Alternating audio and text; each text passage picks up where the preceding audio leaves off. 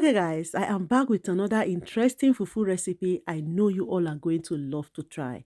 I'm going to share with you guys how I made this plantain and cabbage fufu. So watch to the end and also help me to share this video, okay? So I have 3 green plantain with me and I also have cabbage. As you can see, I am peeling off the green plantain.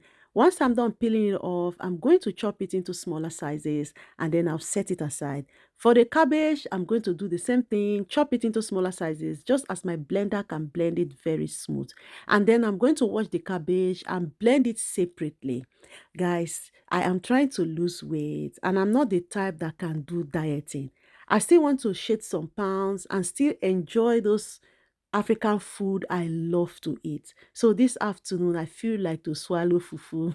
And I was like, what am I going to eat that will be healthy for me and my weight loss journey?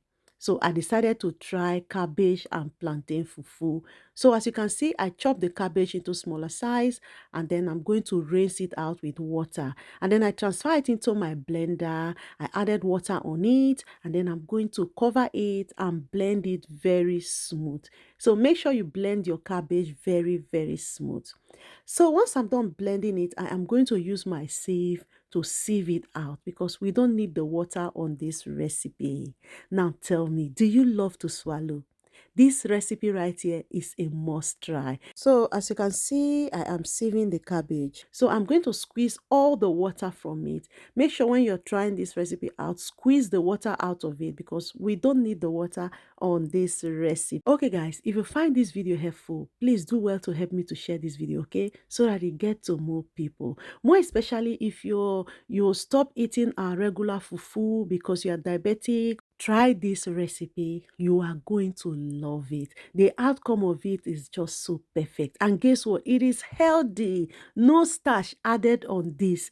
So as you can see, I also blended my plantain. I blend it very smooth and then I transfer it into the pot. And then next, I'm going to go in with the cabbage. I already squeezed out the water from it. I added the cabbage on it. And then gently, I'm going to mix it up until I can no longer see the cabbage inside the blended plantain. As you can see at this point, it started to form fufu already. So continue to mix it up until you get the texture you want. So at this point, if you don't have psyllium, you can add like 4 tablespoons of oats on it to make it a little bit hard. But since I had psyllium at home, I went in with 1 tablespoon of psyllium to give it that fufu texture I really want. As you can see, guys, it's already looking like our regular fufu. Take a look at this, guys.